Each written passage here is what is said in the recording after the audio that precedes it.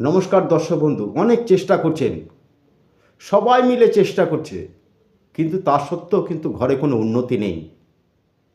ঘাবড়াবেন না।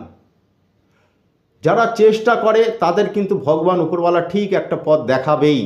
রত্নপাথর লাগে না।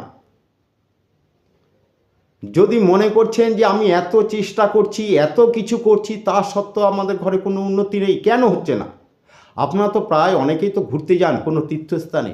সেই তীর্থস্থানের আশেপাশ থেকে যদি কোনো ঘাস পান, ঘাস, বা যদি ঘাস না পান, ওখান থেকে যে কোনো উপায় সামান্য একটু মাটি আপনারা সংগ্রহ করে নিয়ে আসবেন।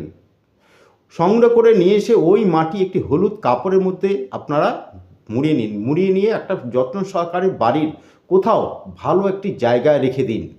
এইভাবে যখনই আপনি কোনো তীর্থস্থানে যাবেন, সেখানকার মাটি একটু বা ঘাস আপনারা নিয়ে এসে ওইভাবে অনুরূপভাবে করুন। দেখুন আপনারা সেই থেকে মুক্তি পাবেন। নমস্কার।